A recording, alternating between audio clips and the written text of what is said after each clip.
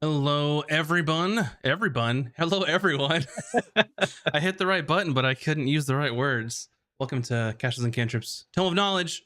For today, we're going to be talking about the best classes for new players, in our opinion. It's been a minute. Thank you all for being patient. We've been off for a little bit, but we're back. Everything's back to normal. Be back. I don't know if Bun's streaming tomorrow or not, but I'm going to say yes. And then if she's not, then she can correct me later. So Tuesdays art I streams, just I and then what's that? That's how you do it. Just say Yeah, yeah. yeah, she is absolutely. I know she's interested in drawing some NPCs from the campaign as well, so that'll be really fun. And then Friday we're back for the next episode of campaign 2, so we'll all get excited for this. And I just want to thank you all for watching our stuff on YouTube, because I think we're about halfway where we need to be for how many watch hours we need before we can monetize on YouTube. So thanks everybody for watching all of our videos and stuff like that and hanging out during the stream. Really appreciate it. It really does help us. So if you haven't Yeah. subscribed yet on YouTube, just go ahead and do that. The link is wherever you think it'll be, which is a terrible description. It's in the chat or it's in the description. Yeah. YouTube.com/@casters and cantrips. Yeah, open up a tab, hit that mute button if you're over on the Twitch side. And if you're a podcast listener, just leave the playlist running at home. Just when you go to work, let it run. I like the broadcast as well, if you could. Yeah. Be great. Yeah. And speaking of podcasts, new stuff going to be coming up this week as well as things get back to normal. So for you podcast listeners, thank you all. I just looked, we're up to like 2,800 plays. Or I say Yo, plays, yeah, on our ear podcast. So listens. yeah, ear listens. Lots of ear Dang, listens. nice. So thank you all for that. That makes me feel good. So anyway, I think that's all the things I have to talk about, unless any of you have anything you want to say before we start tonight's It's battle of wits.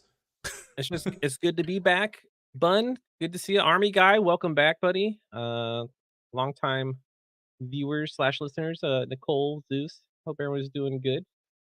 I'm excited to prove how wrong both of you are and what's the best starting class for newbies. Yeah, this is gonna be. It sounds like it's gonna be weirdly competitive, so it might not It be. does. We'll see. Also, Everything's a competition, right? it is good to be back. I like talking about D&D, so Mm-hmm. Yeah. I'm glad we're Yeah, doing I miss you guys as well. I miss it. everybody. Mhm. Oh, food. All right, should we roll to see who goes first? Oh, Oh, I when do don't we? have any dice at They the don't have ready. your dice? Okay, I saw it. Does that mean I They're, win? I have my dice they're here. behind me. Yeah. You got us on a surprise round. All right, I'll roll for everybody. How about that? Go for it. All right, I got an 18. Yep. Max got a 6, Mm-hmm. and VS got a 17. Sounds like Mm. you win, Moobs.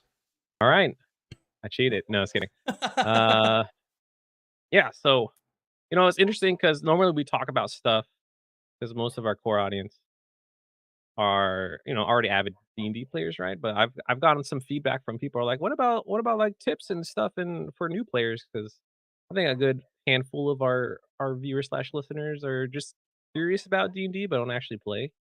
Mhm. So I thought we could talk about the best starting class for people who want to get into D&D, who think it's a little maybe daunting or intimidating. And my pick was, or is rather, the barbarian. Mm. Because they don't have too many fancy crazy stuff that a new player would need to memorize or remember. No spells, of course, so it makes it a lot easier. Uh, and then a lot of times when you pitch D&D to people, it's like, yeah, you could be a wizard, you could be this really strong barbarian dude who just wrecks shit and destroys things. And that usually gets people really amped. They're like, I wanna destroy things and be super Mhm. swole. So yeah, the barbarian is usually my go-to pitch. And so not only do you have like a ridiculous amount of hit points because you have a D12, so you're really beefy. And then when you What does that rage, mean when you say D12? when I say D12 is the highest hit die you can roll for any class in Dungeons and Dragons. They're the only class that has a D12 for hit points. Yep. So whenever you level up and you roll for health, you get to roll off that dice, and it's pretty good. Yeah, it feels good. It's the least used dice in D&D, though your odds, your scale range is you can get really unlucky since it is D12. Yeah. Um, but then you get rage, right? So, uh, if they're concerned about like dying or being too squishy, you just rage. You take half damage. You're super strong. And then unarmored defense. Who needs to be complicated with armor when you can just have the swollenness of your dex and your constitution score added to your armor class. And then there's reckless attack, which I probably won't go into. Like, who's gonna remember that? I never remember using reckless attack. And and then fast movement. So you're super fast, you're beefy, you take a lot of damage, and I find barbarians are the funnest to roleplay, especially if you're dumping your intelligence. So That's my pitch. so what do you think makes it most appealing for new players? Like what is like the aspect that you're looking at of if you're a new player, you should play this? Oh, the reason they should play Yeah. Yeah. barbarian? Like what's so appealing to new players versus like why don't they just go play a fighter or something? I think that for me, there's the simplicity of the barbarian. You don't have to worry about all like second win or superiority dice, um, and all that other fancy stuff that fighters get, especially with like the extra feats too. So you don't want to like dogpile a new player or like, oh well, now you learned this feat, and they're like, well, what do I do with this feat? And then you have to explain to them how terrible feats are in fifth edition, and they should only pick like the two feats that everyone takes because the rest are just garbage. Daily public service announcement that feats are optional in fifth edition, but go ahead. No, Yeah. you take your stat points. You just boost your Yeah. stats. Um, so that would be my rendition of like why barbarians is a better pick over fighter, To Mhm. build that too, there's like even you though Chinner just says fighter. Just to counter everything I said. like you were saying about the role play aspect too. There is something along with being a relatively more simple class, the idea that you can almost sort of flavor a barbarian in any number of ways and still have it be cool because it's the core things it does are just cool. Rush in, blinded with rage, and cut everything down that's in your way. Doesn't matter what lineage you pick or what your character's wearing, you're gonna look cool regardless. You're gonna do awesome stuff in combat. Maybe not as much out of combat, but Yeah, you're gonna have fun. It is gonna be a fun time. And barbarians they're strong. They're strong. They tail off a little bit on higher levels, but you know you're gonna feel powerful most of the time you're playing a barbarian. yeah, and like yeah, like you said on flavor, like you could obviously go the Goliath or half orc route and be like super swole barbarian, but there's nothing more terrifying than a halfling or gnome barbarian who's just gonna bite your ankles off. Yeah. Amazing. Yes, Livid. What is your question? Captain E-Rock did a one shot with the Turtle Barbarian. Fun to smash. People love to smash. That's my whole pitch with Yeah. barbarians. So your kind of thought process is make sure I'm going to try and like wrap it up, in an easy digestible format is it's relatively like one or two dimensional. There's not a whole lot to worry about to kind of overwhelm a new player. And they sort of do one thing that they're really good at. Is that kind of what you're saying the strengths are for kind of a new player jumping into D&D? If they want to smash, then go be a barbarian. Yeah, definitely. They're good at one thing and they do it well. Mm-hmm. Livid's question that he asked: is it a good idea to multi-class as a new player? I don't think Absolutely so. not. No way. Nope, I don't think so. No. Um, More often than not, and this is just my opinion here, is if you're a new player, um, it can be hard to understand the intricacies of how things sort of work together or synergize when you're multi-classing, or what works and doesn't work together. And I feel like if a new player is interested in multi-classing, they're probably looking up a specific build anyway, which Yeah. which may or may not get you what you want. Mhm. Um, but yeah, I don't. I generally think it's good to just play a class straight up when you first start out, because then you know that that class is built how I guess the designers intended. That seems like a silly thing to say, um, but it's You gotta walk before you run, you know? yeah. Thank you. And I think typically if someone's brand new to D&D, they should not be starting at any other level other than 1, because that's, like, a lot of information dump, so if you can take the player through the process of leveling up to, like, 1 to 2, because there's not a whole lot you get between those 2 levels before you well, you put the fear in the heart in players at level 1, right? Because like, level 1 is, like, the most deadliest encounters, and then level 2, they Mhm. starting to feel a lot stronger, they got double the hit points, they're doing a little more damage, they could take some hits, so they have to understand the, like, the leveling process as well, so if you just, like, start them at, like, if you were multi-classing, yeah, you don't multi-class until, like, 5 or 6. You most cases, like, 7 for the synergy bonuses, Yeah. but they Uh, can, you're more than welcome to yeah, if they're willing to take on that challenge. yeah. Nothing can stop you. I guess your DM can stop you, but aside from that, nothing will stop you. But I think it's a good idea to play something straight through to get an idea of how to play. Um, and when you say like a new player, my mind thinks of sitting at the table, never playing D&D before, not really sure how anything works. That's kind Yeah. of what I think of as like when you say new player. You know, if they've played through some one shots, they played through a couple, a campaign, or they've done some play at their local game store, and they think they want to do it. Yeah, sure, go ahead. But as like a first time sitting down, um, no, I would almost, in my opinion, brand new player never played before, I might just hand them a character sheet, depending on the situation. Give them an option or two.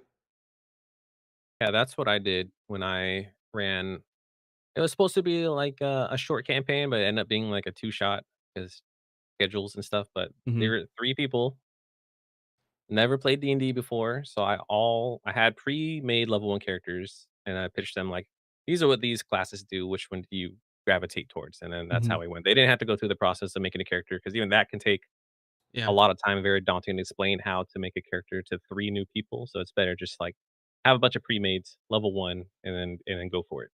Hmm. Yeah. Yeah. That makes sense. Use old NPC sheets for starters. Yeah, for sure. Popping off. I've seen people use the not hirelings. What were they in Tasha's? We just talked about this like an episode or two ago for NPCs. Um, Experts? yeah, experts. That's a great way to just if you want someone to kind of get an idea and sit in, just hand them something from an expert. But Uh, yeah, I think barbarians a good pick for new players. I agree with you for the most part.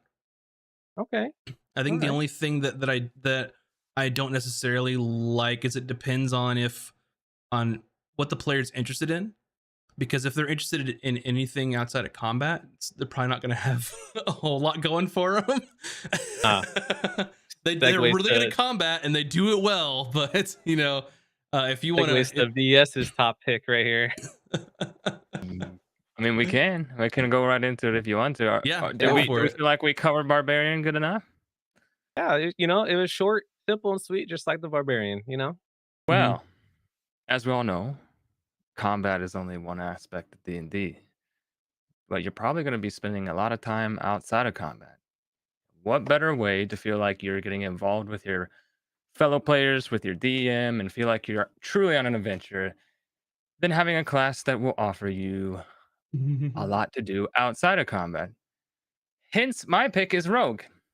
Uh, I was on the fence. I almost picked Fighter because similar to Barbarian, fighters are fairly simple. They do have a few little extra goodies that Barbs don't have, but I picked Rogue, and I don't know how many people would necessarily agree with me, but I'm coming at it from an angle of yeah, they get extra mechanics like sneak attack, and understanding how that works is sometimes even veteran players might forget about that sort of thing. However, if we're talking about the overall D&D experience, um, I like the idea of offering somebody a character type that can do a lot of neat things outside of combat, whether that is the usual roguish sneaking, lock picking, disarming traps, or maybe you're going the route of like my character in our current campaign, a swashbuckler. You might throw in a little charisma in there and be really good on sort of the face aspects of the games, talking to NPCs, trying to lie to them or persuade them of something. Um, to go through Rogue, uh, they kind of part of the Rogue's thing is that they have a lot of skills and tools that you can pick through as a player making a rogue. Um, I think you get a bunch of proficiencies, which is for new players. It's your list of skills, and you can pick some to be a little bit better at.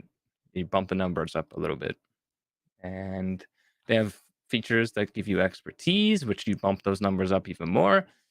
All that means is whatever skills you choose to focus on, you're going to be pretty damn good at it, in or outside of combat. And you can kind of be the go-to source for a lot of things that your party needs to get done. Um, so in that way, you're highly involved with pretty much all the aspects of the game. And on the combat side of things, they're melee, they're a fighter class. Well, not fighter, but you know what I mean. They use weapons to hit Marshall. things. They don't really cast spells. They don't do that stuff. And martials tend to be a little bit more simplistic, anyways. Thinking fighter, think barbarian. Rogue, I treat the same way. You're gonna hit stuff. You're gonna sneak around the battlefield as much as possible.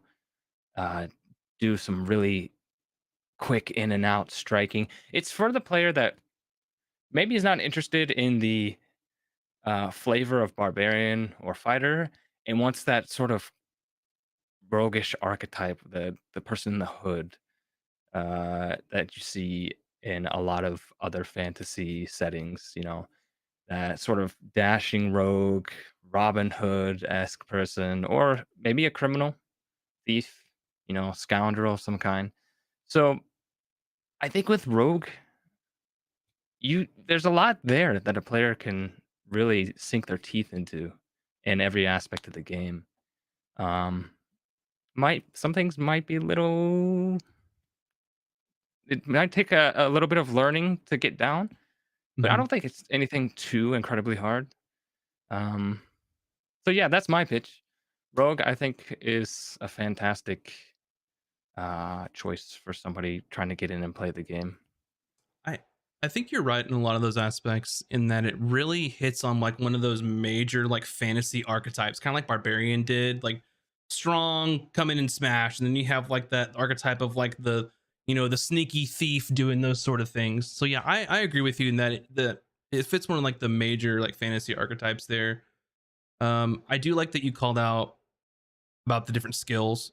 I mean, I think they I don't want to say they get the most skills at level one. I think they're tied, maybe. I don't remember every single class what they get at first level, but Uh, they do get expertise as well mhm. at first level, which is huge. Is huge. You can pick two things that you want to be really, really good at. So yeah, I think that they do have that sort of um, out of combat utility that Barbarian might not have as much of. But I think it's good. And one thing that I want to bring up too of that I thought of while you were talking about Rogue is with Barbarian, you're pretty much using a melee weapon. I think for the most part. I think you have to when you rage as well. If I'm not, Yeah. Yeah. yeah. But when it comes to Rogue, you've got options, right? You could True. do one weapon. You could dual wield. You could use a crossbow. You could use a bow, and being on your proficiencies and stuff. So you Yeah. definitely have options. So if you want to be the sneaky, backstabby type person with short swords and daggers or whatever, you can. If you want to be, you know, longer range, hiding in in an alley and picking people off, you could do that too. Um, but I agree Yeah. with you. Oh, go ahead. I was gonna say I didn't really like get into the details of that, but that was kind of my idea when I was saying about flavor, like the scoundrel or the hooded Yeah. Robin Hood. I guess with those images of different types of sneaky, roguish characters in mind, like the Mhm. assassin or the archer, man, you can do Yeah. a lot. There's a lot of neat play styles, and we didn't really touch on um, subclasses or anything. Uh, but if you happen to play to level 3 when these classes unlock subclasses, uh, there's a lot of really neat rogue subclasses that do fun stuff. Arcane Trickster gives you a little taste of Mhm. some magical abilities. Um, Swashbuckler is your swordsman with a flare, lets you dance around the battlefield almost unimpeded. And then you got your straightforward assassin or scout. Maybe you want to play that always leading the party with a crossbow or a bow. There's any number of things you can do, and I think it's good. Yeah, and like when you get cunning action, you reliably have something that you can do with your like bonus action as well, which kind of runs the full gamut of action, bonus action, learning that action economy. Um, Sneak attack, like it's great. It's like their major source of damage. But you kind of touched on it. Like sometimes I forget how it works and have to read it because Yeah, there's so many, and I feel like that it's very specific, in the text of you have to have advantage, or you have to have a friend that's adjacent to the enemy that you're trying to attack and that kind of stuff. But then yeah. it rolls into a lot of the subclasses also have other caveats to sneak attack that makes it work And in other more specific circumstances. sneak attack was the mechanic that why I was on the fence a little bit about picking rogue is because sneak attack is a bit more involved than say like action surge or Right. reckless attacks. There's a few more steps. I think it's something that is good, a good thing for players to learn because if it's something that interests them, if they're into the game and they want to learn a lot of the mechanics of the game, then you're not having to deal with spell slot level of like Hmm. mechanics here, but it is something a little bit more involved for somebody that maybe wants to dig a little bit deeper at the start. I mean, like you said, the subclasses also do extra things with it. So I know Yeah, it I could be think. a turn off, but it could also be something that people are looking for. I don't know.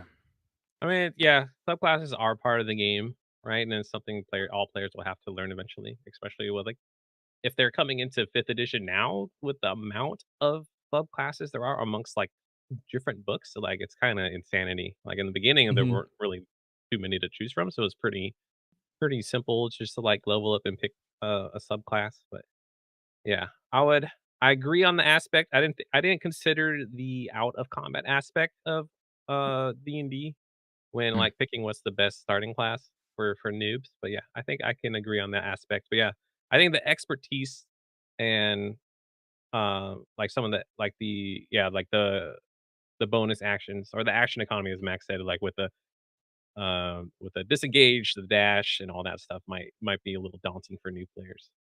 But Yeah. it is something they do have to learn. So I think maybe yeah, Rogue if you want to learn encompass almost everything about D&D, I think Rogue's a solid choice. Yeah. And one last dig at sneak attack is there's nothing sneaky about it. The title is very much a misnomer. Oh yeah.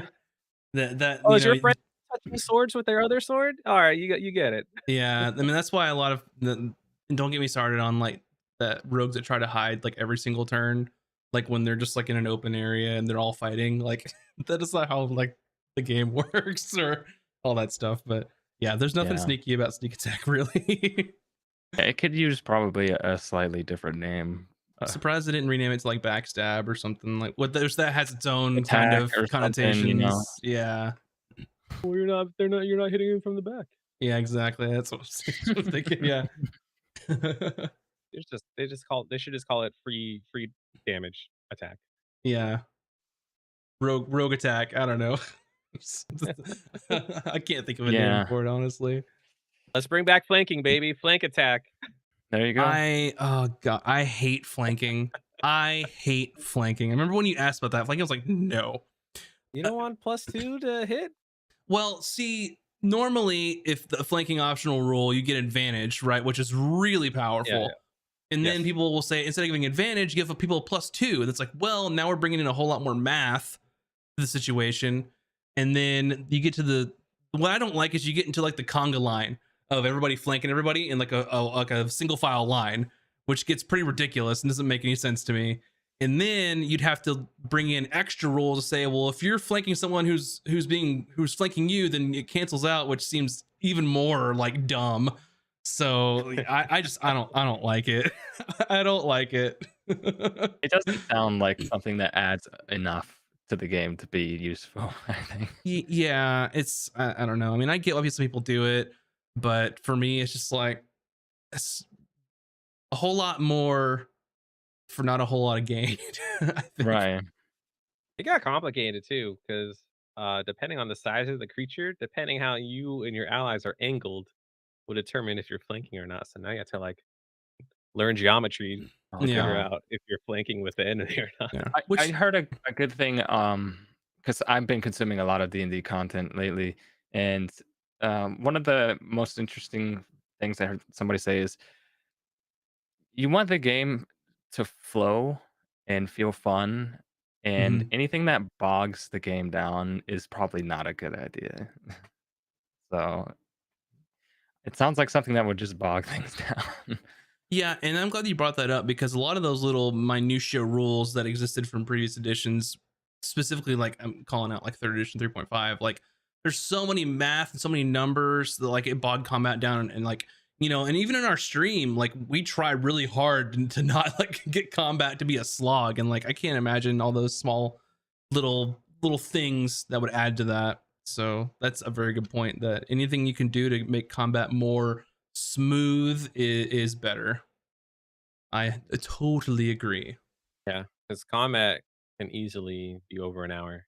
Like you think it's a small engagement, and it still takes an hour. It's kind of ridiculous. That's an Like, That's interesting. Go ahead, sorry. I want to say that's exactly what I told when we were talking about the one shots, right? Of playing the one shots before campaign 2 is I was throwing ideas around with all the other DMs and stuff, and Boobs and I was talking. I was like, hey, if you throw into combat, just it's an hour. Just plan for it being an hour because it doesn't matter like how many enemies. It's always gonna be an hour. And I feel like that for the most part, especially during stream, like that pretty well holds true. That you can it is yeah, you almost crazy. guarantee it's an hour. I think that brings up something interesting, especially for new players who are trying to learn the game. I know this was the same for me. I watched some D&D before I fully understood exactly what was happening when people were playing. And when learned that the whole time people are in combat, like those things are in game happening like fast, except everything feels so slow because you have to play everything out. Yeah, For new players, it might seem like you're fighting for an hour, but trust me, your characters are doing really cool stuff really quickly. So just picture that in your yeah, head. In like 10 seconds. yep. What is it's a yeah, yep. One round is 6 seconds long. Yeah, So that blew my one mind. I was whole like, round, wait, yeah, that's this hour of combat is actually like 2 minutes. Holy crap. yeah. Yeah, So if go ahead. I don't think I've ever been in a combat that like if you calculate and convert the times that lasted longer than 3 minutes. Like a lot of the fights end in under a minute. Yeah, what 3 minutes would be? I mean, what 30 30 Yeah, rounds of 3 rounds, combat, but which never happens. which is Yeah. crazy to think about, honestly. Which is Yeah, like I don't want to go on a tangent, but like seeing the Dungeons and Dragons movie and one of the fights, like oh this is what really happens when you play D&D. You don't see it because you're in an hour and a half of combat. So it's like yeah, yeah, yeah, pretty yeah, cool to see like all the actions trigger and stuff. Mhm. I don't want to spoil anything in case you haven't seen, even though we did a whole podcast on it. yeah. Um, yeah, go see the movie. It's awesome. Uh, Anything else left to be said about the rogue? so we kind of went from pretty simple barbarian to adding a little bit more complexity. Max, what do you got? I'm going wild, y'all, because I saw because we talked about what we were gonna pick, so we didn't overlap for the stream. and I saw barbarian and I saw rogue, and I'm like, well, those fit two kind of fantasy tropes, but like not everyone wants to play martial character. Not everybody wants to be, you know, hitting with weapons. So I'm choosing cleric for a class for a new player if you want to choose spell casting.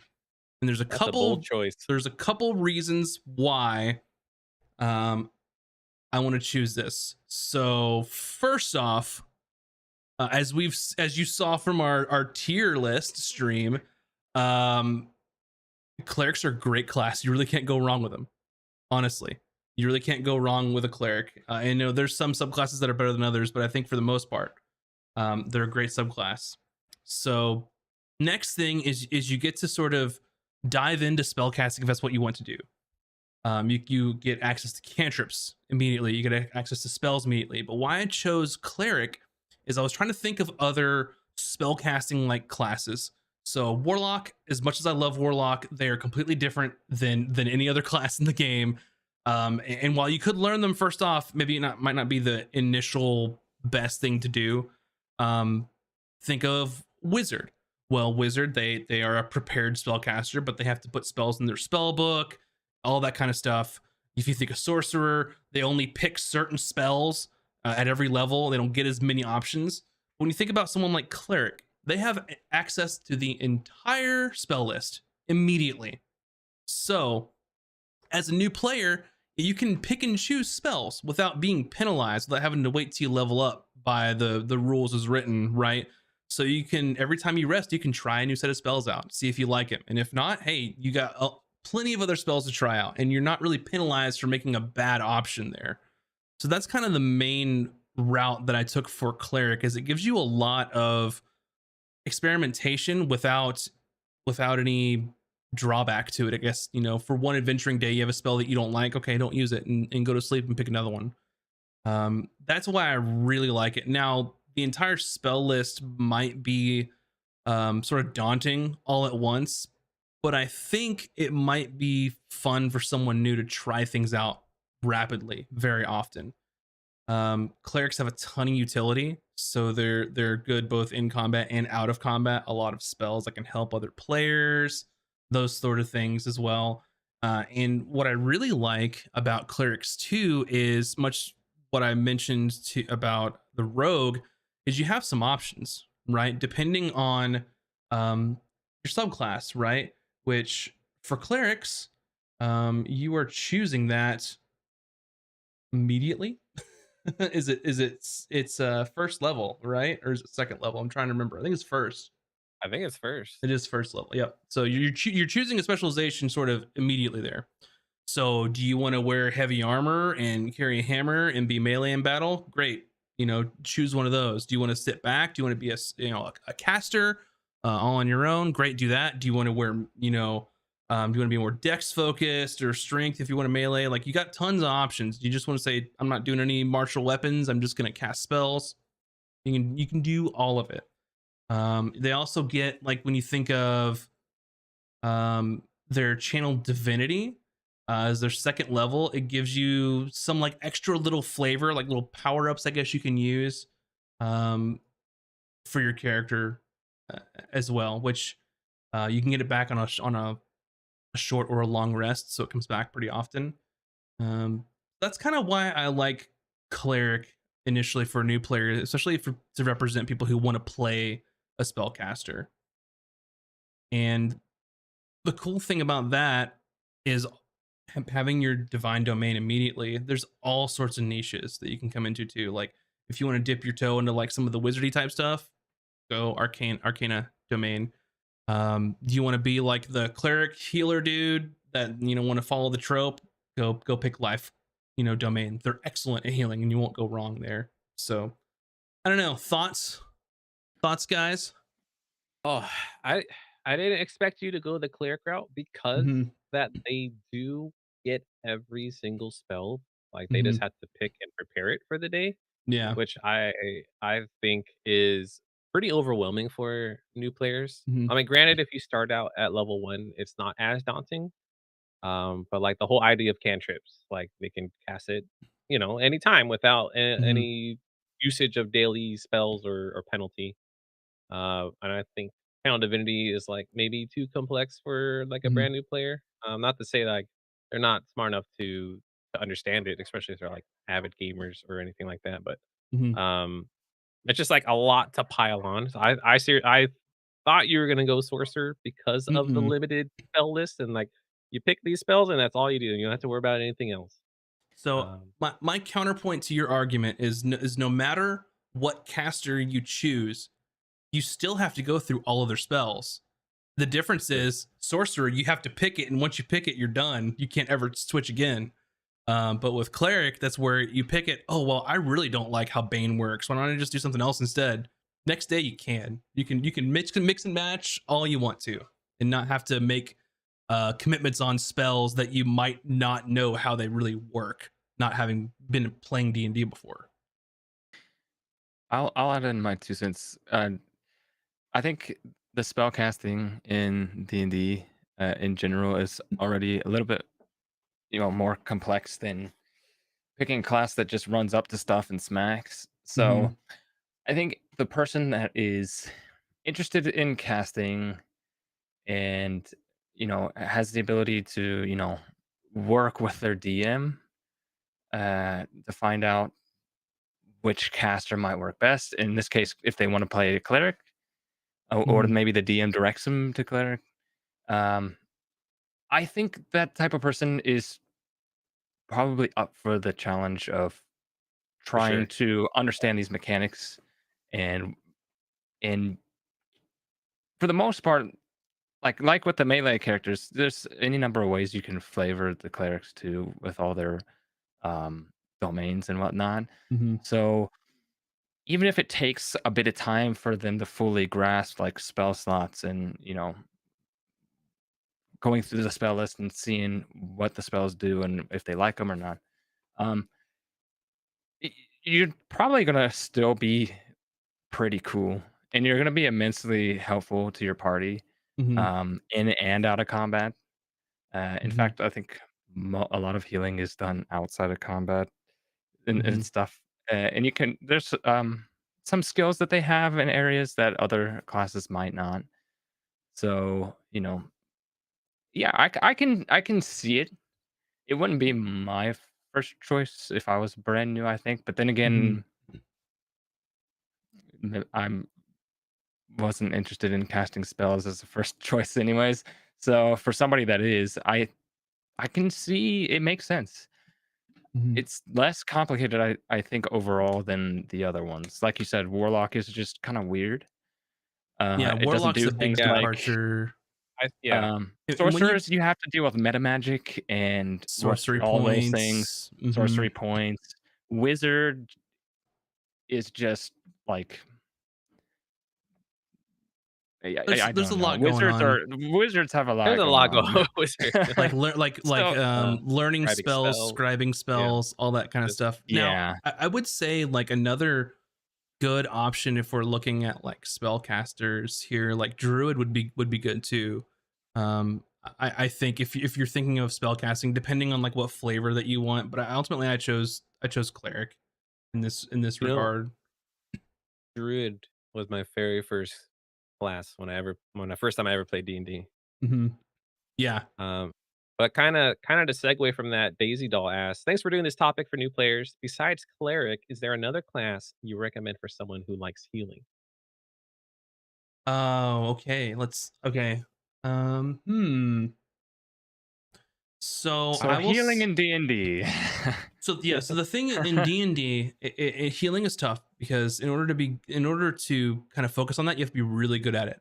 Like your subclass or your class is really good at it because most of the times the monsters are taking more AP or taking away more HP than you are able to bring back in combat. Well, that being said, you can still do it.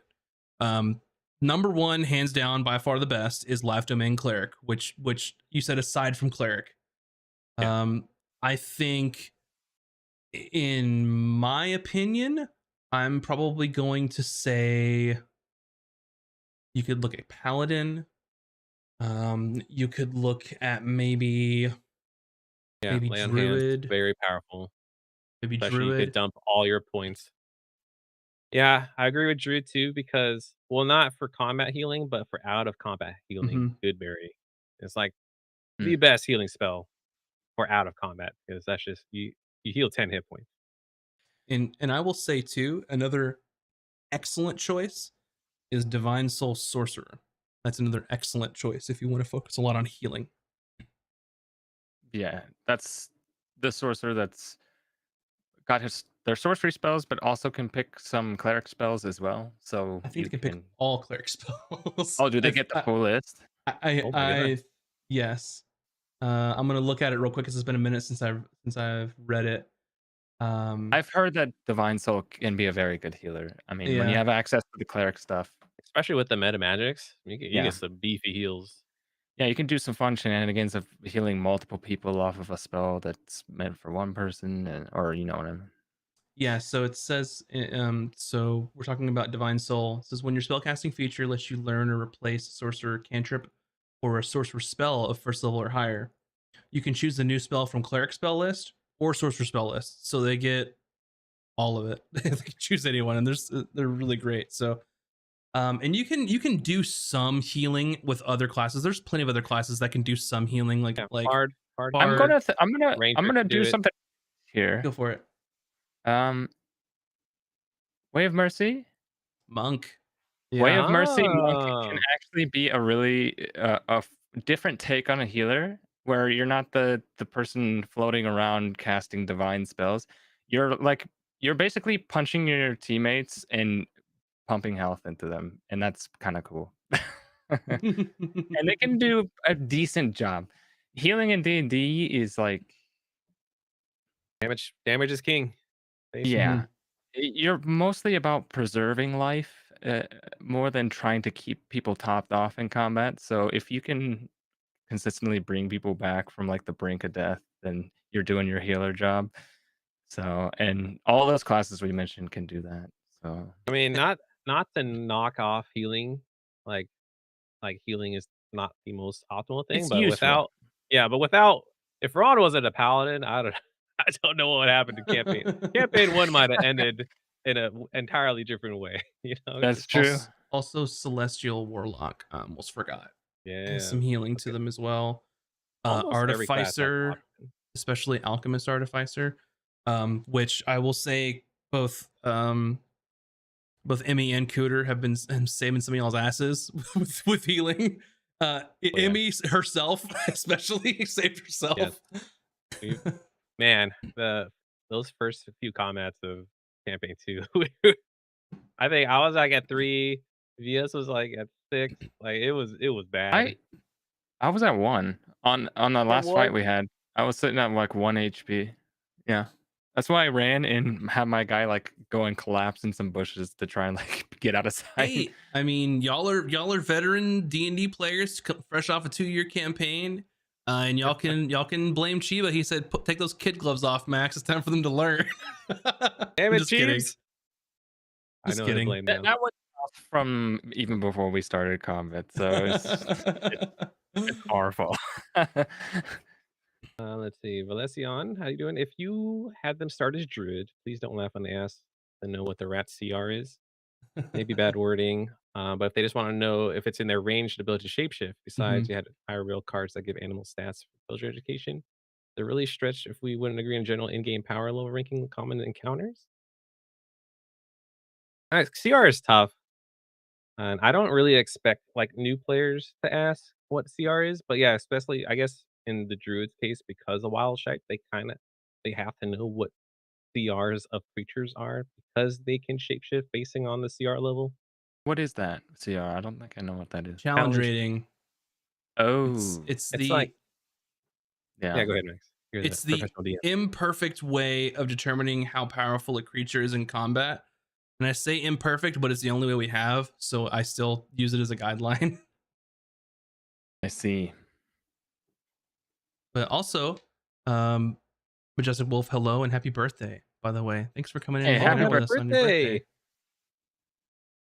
Nick's saying a Happy to have you here. paladin, throwing the paladin in the ring. If you're talking about for new players, You I get could yeah, I think I so. could see that. You get a little bit of everything, spells, melee, healing, RP. You could be the face of the party as a charisma user. Yeah. Mhm. Yeah, Hey, because I mean, you can technically, go straightforward, just use your spell slot on smite. Yeah. night all day, baby. Yeah. That's awesome. Yeah. 27 years young. No. Any other thoughts on cleric of why you think it's good or bad for a new player? I If don't I don't wanna say bad, right? Because Mhm. these are just our opinions, right? You Yeah. play if you're new to D&D, play what you gravitate towards and what you want to play because Mhm. your table or assuming they're your friends, um, they're gonna help you. They're gonna guide you along. Like, no, you're not gonna play and learn on yourself. Like, the best way to play D&D is to actually play because you learn as you go. I don't wanna say cleric is a bad choice for new players because, like, any choice is a Yeah. solid choice for new players. But I just think, yeah, after the I still think it's a daunting pick. But yeah, you're right. If you pick a spellcaster, it doesn't matter. You're gonna have to look at every spell to pick Mhm. what spells you want to play with. And I So think maybe cleric is for spell casting wise might be mhm. yeah, the best choice. especially for I think it speaks to a certain type of player who wants that as if they're just starting out and to get into spell casting. Yeah, I the other ones are a little bit much, I think maybe with VS all the little was extras. this close to being a cleric. I was Forget very I close Yes, do. to he being a was. player. I yeah, Well, yeah. yeah.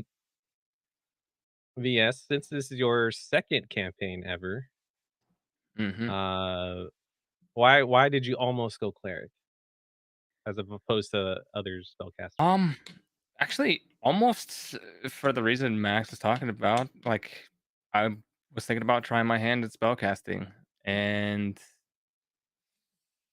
the other casters seemed a bit intimidating, I guess. Um, in fact, I almost played a wizard in the one shot, Mhm. but I was scared off. I was like, no, it's too much for a one shot. I would never learn it. And it's like bad. Yeah. But I was like, we didn't really have a we had good healing in the first campaign thanks to like Ron and Yeah, Bun's we comboed character pretty well. Bryn. Yeah. But we didn't really have somebody that was like, I got this. You guys go and do your thing. I'll keep you guys up. And I was thinking cleric does that, but I was like, rogues are cool too, man. I Yeah. flip flopped so many times leading up to the campaign. Yeah. It was Th cleric thank and then God. fighter and then rogue, I Yeah, believe. thank God Bryn had the medic feat because I said you healed us, bro. Bun, I got you. I think one thing that Bun said earlier too that is important is that if it's your first time playing D&D, the most important question to answer after you finish is did you have fun? And oh, yeah. and I think that's the most important because play whatever class you want to play. Like Boobs was saying, these are just kind of what our thoughts are from experience. But if your heart is just like I want to be a warlock, like go for it. Warlocks, it's a great class. Go for Yeah, you wanna it. live the goth dream? Yeah, Warlock, 100%. You But wanna pretend like you're from Bloodborne? Warlock's fine for that too. I think warlock's the best made class, but I'm also biased. So Mm. We'll find out because 'cause I'm mhm. playing Warlock campaign 2. Yeah, I don't wanna say first time ever because I did play a low level Warlock, but it was only 1 session, so I didn't really a good feel of it, and it left me with a bad taste in my mouth, but we'll see. We'll see campaign 2. you didn't get the full experience. I did not get the full experience, yeah. Yeah, I think those are. I think all the ones we talked about are good options Yeah, for different purposes, different uh, players. yeah. I think I there's wisdom in all of the choices that we talked about. I almost pick Bard, but just the what is it, inspiration It's not. I guess not too. It's just it's hard to remember. Hmm. Yeah, they I can heal. They don't really damage, but they can. They have like they got spell casting flavor, and then they have the out of combat role playing skill stuff going on, mhm. but not so much in the combat department.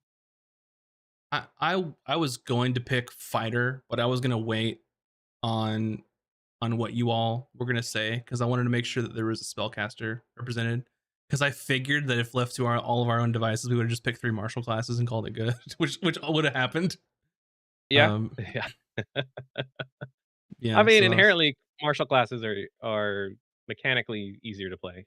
Yeah. Mhm, I briefly thought about Ranger, but Ranger's mhm. got stuff going on. Yeah, yeah. Bun asked, "Would you take feats as a new player?" I think feats are fun.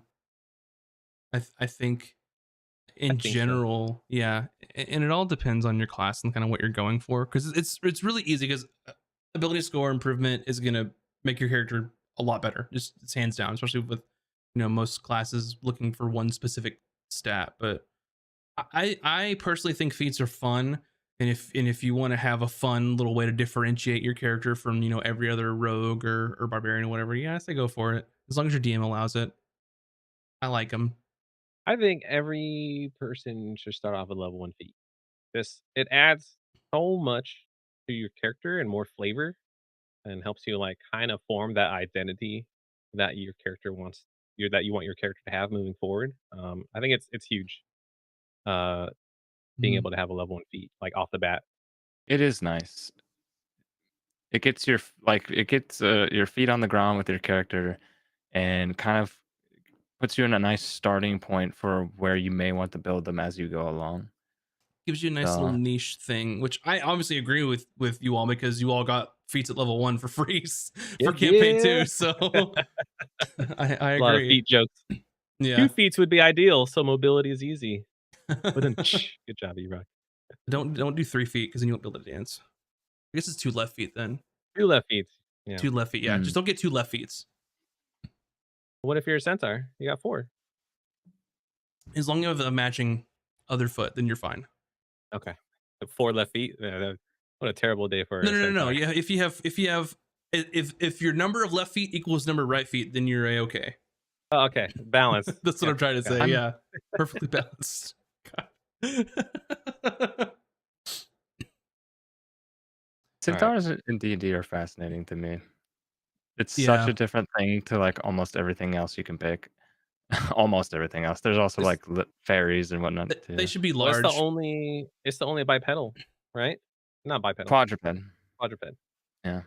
Yeah, they. Like, do you go to an inn or do you stay out with the horses? Or I I mean, it's a realistic question. I don't think Uh, many inns are made for a horse person.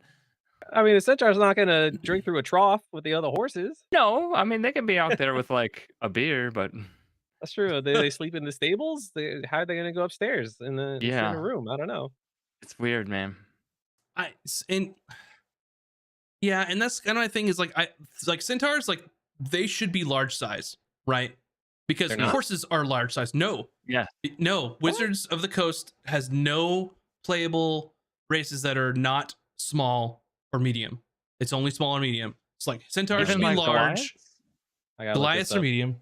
Oh my god, they Really? are medium. What the F? They should be That's large, crazy. and like fairies should be tiny.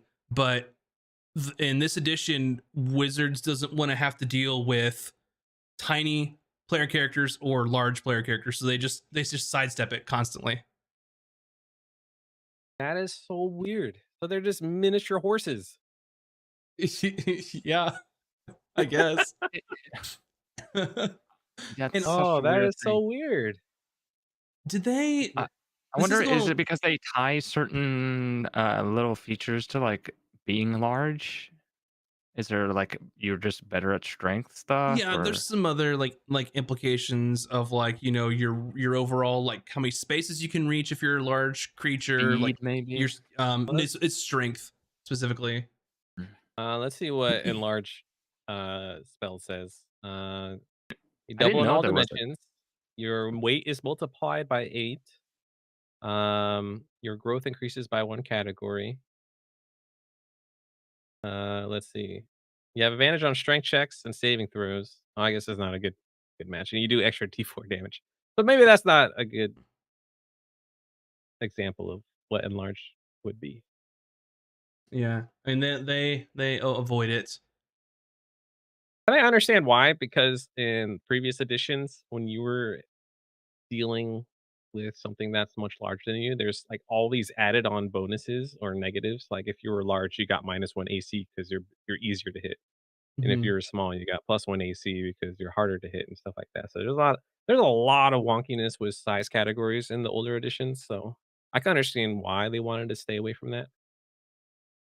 But now you can't mount your friend unless you're Unless small, you're unless you're a halfling or gnome or a pixie, apparently. which seems weird because they have the equine build trait that specifically lets you determine carrying capacity Could you as imagine? you're Picture large. this. Picture this: a cavalier fighter whose mount is your party member. Maybe that's why. Maybe that's why they just said no. We're not doing that.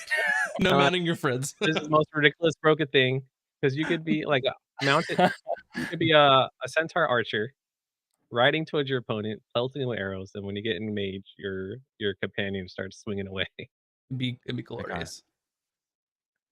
Well, It should be a thing. yeah, or if your mounted companion was, say, a rogue who could get sneak attack because You're there you're technically next to the the enemy. It's just always sneak also, attack when you you're could on the do ride back. by attack, right? Which provokes no attack of opportunity, and you just ride by with a freaking lance or something while your sneaky rogue friend. Oh my god, we should do this. Well, I Can't. I don't think Yeah. we can do sneak attack with heavy weapons, but I Mm-mm. get your point. Hmm. No, Hey, no, no, no, like a whip has reach. It's finesse. You could do sneak attacks with a there you whip. go. Well, I'm saying the centaur is the martial meleeer, and then the companion riding is the rogue. Hmm. Oh man. I kinda Yeah. just wanna see, like, a one shot where the players come up with just dumb broken combos and roll with it. Yeah, livid melee centaur, gnome wizard, call it master blaster. Perfect. Yeah. Oh man, Well, we're so you wanna ridiculous. talk about well, at the end, I wanna do a poll to see who's starting class. I wanna do, like you do a sales pitch, you like an elevator pitch, right? And we do Hmm. a poll to see if barbarian, rogue, or cleric are the best choices based on our opinions. But we could talk about D&D tips for newbies. It's a question that I get from a couple of our community people, like, because yeah, again, they're interested in D&D, but they actually haven't played, so, um, we can help them out with some D&D tips for newbies. Sure. Let's go off the dome here. Read the player's handbook. Seriously, read it. Page to Go, page, go every through every all. single Go one. through it. It'll walk you step by step through how to create your character and give you all kinds of options and stuff and tell you everything you need to know. And if you don't want to buy the player's handbook, fifth edition just made their entire basic rules set Creative Commons, so all the rules are out there now anyway. You can get them for free if you want. Mm. Yes, VS, when you first started playing, what were some things you wish you knew? Even though Um, you watched, like, Critical Role and stuff, but, like, as a actual player. some things I wish I knew. Of course, if you have questions in chat, let us, pop them up. Uh, I guess that's a toughie because it has been some time since the first campaign, so I'm trying to, like, remember what it was like when we were just getting started. Um, hmm, it's hard for me to pinpoint any, like, one or few things that in my mind that I wish I knew because I did have sort of a baseline cursory understanding of some rules and a little bit of how the game was played by having watched Critical Role for as long as I did. I don't know. I feel like mm, going back on it, as much as I enjoyed playing Monk, I don't know if I would have if I had to do it over again, it picked Monk again. I had some cool moments with Valken, but I feel like if I knew a bit more of what else was out there, because I didn't do a lot of digging and looking at all the subclasses and classes. Hmm. I just knew like I wanted to be somebody that was up close and was fast and nimble, and kind of landed on Monk. So I feel like now the knowledge I have now about what else is out there in terms of what I could have played, I feel like if I had known a bit more of that back then, I might have played a different class. I guess that's one thing. Just I wish I knew more about the classes, what they did, how they Hmm. functioned, what types of like weapons I can use or spells I could cast. Because I didn't come in with any of that knowledge. I just kind of knew how the game worked. So I guess that's where I was at. Just a little bit more detail into how the different classes Hmm. worked.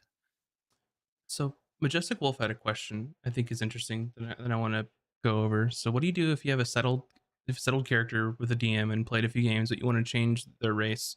Are you just stuck with what you got? Talk to your DM. Is of course the first thing, because something like that you got to talk to your DM about it. Um, in the end, if you're not having fun with that particular player choice, then talk to your DM to see what you can do about it.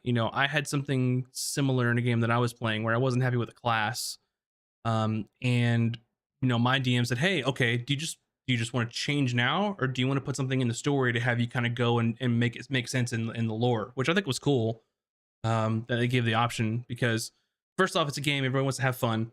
And I've seen this question happen. Like, let's say that you're human, but you really wanted to play an elf, and you picked human, and you're not happy with it, and you want to play elf. It could be as simple as like, "Hey DM, can I just play an elf? I'm not happy with the human. Like, I'm done some research, and here's what I want to do here." It might be as simple as like, "Cool, your character's an elf," and then you don't have to explain it at all. In world, your character was always an elf. What are you guys talking about? I've always been an elf. Did you just notice? Like, that can work too. Everything doesn't have to necessarily make sense, like continuity wise, in like your D&D game that you're hanging out and playing with your friends. And it might be a little different for us because we're trying to like put on a show and have lore and all this other crazy stuff. But it could be just as simple as that. It's just like, "Hey, can I be an elf now?" Yeah, I mean, exact thing happened to me because I'm playing in a Lord of the Rings campaign, and I'm playing, I'm playing a ranger, and I was playing a subclass I didn't find enjoyable at all. And yeah, I talked to my DM and I was like, "Hey, could we change? It'd be cool if I could change subclasses because I'm not having a good time with this subclass." And then he let me change my subclass. Like, just right, we didn't have to explain it. There's no story or lore thing. Like, it just happened. So it's just like, all Mhm. right, you always been this. So yeah, so I was very grateful. I'm having a much better time now. Just like, so yeah, if you're not having a good time, just yeah, talk to your DM. Like, yeah, it's just not fun for me. And can I we do guess something to make it better? I guess that is like could be a big point for new players is I would hope that you can feel comfortable enough with the DM to be able to lean on them. If you have questions about anything, really, rules, how something works, questions about story or anything, communicate with the DM. Talk to your DM, ask them questions. I think you'll find most DMs are more than willing to help guide a new player. I know Max worked with me a lot in the first campaign whenever I had to ask him something. So that's a huge point is just as a news player, talk to your DM about anything that you need to understand. I would I would say too, coming back over to like the new player, and this isn't necessarily up to a new player, but I think it's a good idea, especially if you are a new player, to make sure that your table has a session zero. Oh yeah. I think that's really important. It's something that's not in the books anywhere currently, which they're adding it to one D&D specifically to talk about it, into their new re-release books. But yeah, having a session zero, and if you don't know what a session zero is, it's sort of a pre session where everyone can get together. Some people use it to build their characters out. They'll ask questions about the world, ask questions about what kind of campaign you want to play, like what kind of, what's your party going to be like, figure out like what things are allowed, what things players don't want to see, you know, in their campaign. So a great example, and I always pick on Bun for this, but I think it's a perfect example to talk about it, is like, you know, in Bun's example, like she has severe arachnophobia. So in any game that I'm running that she's in it, there are not going to be any spiders at all, zero. So that's something that you'd want to know beforehand, because or if you have something like that, like you'd want to be able to tell the DM ahead of time, like, hey, don't include this stuff. I don't want it. But it's a great way for everyone to kind of get on the same page, you know, to figure out like, hey, how do our characters know each other? You know, why does my character want to go on this adventure? You know, it's all up on the player to figure those things out. Tip from Captain Erock: don't expect to be like Critical Role. They are professional voice actors, so it doesn't mean that you have to do voices. Um, yeah, voices are optional. It's just like a good way to get you into your character. Like if you're able to do it. Uh, yeah, you don't have to be great at voices. You can still do it if you want. But yeah, completely optional. Don't feel like if you're not doing a voice, you're doing a disservice to your character. Like it's more about, yeah, having fun and being your character. Um, I'm I gonna think a lot of people who play D&D for the first time, basically just play themselves until they feel more comfortable with like role playing or doing voices. I'm gonna say I'm gonna make sure to finish Eroc's statement there. Not everyone is going to be a professional in their first campaign, except maybe VS. I agree there. Yes. I think I know what that's in reference to. But Do you? I mean, because you stepped in and people had no idea it was your first time playing because you were such a badass. I know. uh, You I, an oh, actor? What's up? I was okay, friends. I held my own. It was fine. Well, you did Velixion, great, VS. good question. Opinions on point buy, standard array, or typical role for new players. I think it's important that whatever you choose, everyone does it. The whole party does it. So normally what I'll do in like my campaigns is I'll say, hey, point buy or standard array. Because you can get standard array from a point buy anyway. If you don't want to do the numbers, you can just pick it. Or do the math, you can just pick it.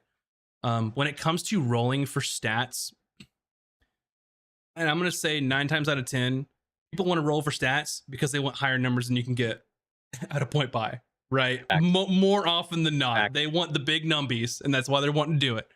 But my thoughts on if it, to run a game with rolling for stats, I hate the idea of every player rolling their own stats, because as a DM, that can be difficult to sort of balance encounters to challenge everybody. And the reason why I say that is you can have someone come out there with like 2 18s, right?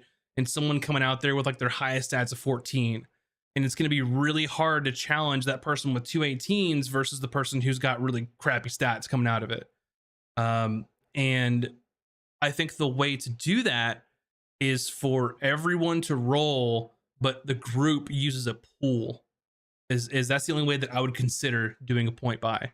So everyone can make their rolls. They can each, you know, do whatever you want to do, like 3d6, 46, drop to the lowest, whatever you want, but make it to where every player has to choose from that pool. So that way they're at least similarly built. That's what I would say for rolling for stats.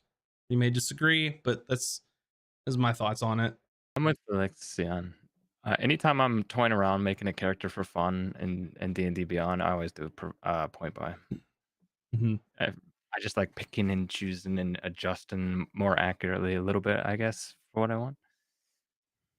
Yeah. Just I'm on the mm. opposite end. I love rolling because I do want the big numbies. Yeah. But it's just more fun rolling for your stats. Like, yeah, I think there's ways to help balance it instead of like, yeah, because someone can just have like 2 8s, but like, and someone else has like 2 18s, so it's really disparaging and kind of sucks. But I like the rush. Yeah, and So I think that you could still get that rush is if you use a pool. I've also seen people say that if you get an amount that's lower than point buy, you can default to point buy instead. that helps a Mm. little bit, but still doesn't really Yeah. help a lot of the disparity. But what were you gonna say, VS? I didn't mean to talk over you, man. So I when rolling, because I've never done it. Rolling for your stats, you roll a set number of dice, and then you pick where your numbers go. Then on which stats? Yep. Yeah, Oh, so like if typically, you roll like two tens, 12 or 14, you pick where the 12 and the 14 and the 10 go. Hmm. yeah. Ooh, yeah, Well, Yeah, I could traditionally, see Max's point with that. That can get out of yeah, hand. traditionally and you would roll 4d6, and then you keep the highest three, and that's your stat. And you would roll that for each individual stat. Oh, yeah, And okay. then for like 46. Yeah. power gamers like give you the option to reroll once, so you can like always have that chance to have higher stats. And there's like all sorts of like homebrewy ways on how to roll stats. Yeah, I've seen 36 straight up, 46 drop the lowest. I've seen people say D20 to roll a stat, Pure chaos. which is crazy. Tons of ways to do it, but it's I mean, I think in the original D&D or one of the first editions, you rolled 3d6 in order, and that's what your stats were. Ooh. which is pretty spicy. I played a game like that. It determined like, well, I was like, oh, I'm gonna make a fighter, and then the first strength stat was like a 9. I'm like, well, I'm not playing fighter. Yeah, and I know you like that, Zeus. Is why I called it out because Zeus is a wild man who randomly rolls everything, and I cannot tell you why, but he randomly rolls for his race, for his class, for what spells he's gonna take. It's insane, and it works. And I don't know how he does it, but it works every time. He embraces the chaos, and it just works. It's insane. My brain can't fathom that. Mm-hmm. I'm so particular when creating a character. It's like I know what I'm visualizing in my head, and that's what I want to build. I couldn't imagine like I don't ever hit random in video games on a character. I'm Mm-hmm. like I very Yeah, much know what I want. I'm the same way. I'm the same way. Anybody else have any other questions, by the way, before we wrap up our Tome knowledge for this evening? But yeah, I don't know. I don't like rolling for stats. I don't. And I will I stand love by it. that most people, I won't say all, most people just want the big numbies. And if that's the case, then just do a heroic array and bump up your standard array and let people play superheroes. Because I played a campaign like that too, where I think it was like 18, 17, 14, 13, 10, 8, I think. Yeah, just Let's fight the gods for the entire take a look. campaign. Yeah, heroic is 18, 17, 16, 15, 13, 11. Gotcha. So yeah, pretty dang solid. Hmm. You wanted to do a poll before we closed, right? I did. I want to do a poll to see whose starting choice was most people agreed on. But we have to do like an elevator pitch, like 30 seconds. 30 seconds. All right. Well, there's Not two even 30 seconds. minutes. There's 2 minutes on the clock for all of us. And Barbarians on the list first. So go ahead, Moobs. You're on the clock. And everyone can vote in chat to see which one's the All right. best. Hi. Do you like being swole? Do you like smashing things and breaking things over the head of people with your big hammer or axe? Do you want to get so buff that you don't take any damage at all? Then you should play a barbarian. You're big, you're strong. Oil's optional, but you should take it, and you should wrestle down your opponent to the ground as you hot breath on the back of their neck, and then you submit them into unconsciousness. Thank you. Rogue's next on the list, VS. Do your elevator pitch. Do you want something more out of life than just being a guy who picks up heavy things and puts them down? Do you like wearing black? Possibly black hoods? Maybe dark colored hoods? Do you like sneaking around and killing things before they notice you? Rogue! You can also do other things like, I don't know, pick a treasure chest and swipe some gold without your party noticing. You could do that as well. Otherwise, sneak around. shoot stuff from a distance or stab them in the throat and have fun with it. Be cool, be edgy or not. It's your choice. But rogues are the coolest. All right. I'll go last for cleric. I'm gonna keep this simple. Simple. I'm gonna keep this simple. Fuck marshals, get magic.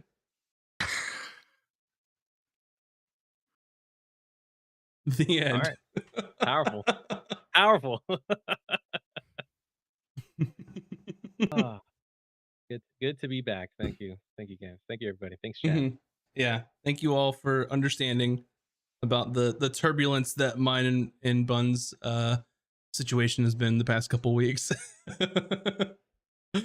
I will say, unless something changes drastically in the last couple seconds, Barbarian is going to be the winner. I think it was the oil comment in the swole comment. Oil bros. So anyway, thanks everybody for watching tonight. Art streams on Tuesdays at 7 p.m. Pacific. Campaign 2 on Fridays at 6 p.m. Pacific. We'll be starting back up this week, back in full swing. So thanks everybody for being here. If you haven't, please go subscribe to us on YouTube. Watch some of our videos. We work really hard on them. Moobs is over here editing all the time to make things fantastic for you all. So go check out all the hard work that we put into this, and we'll see you all next time. Bye, everybody. See ya. Bye.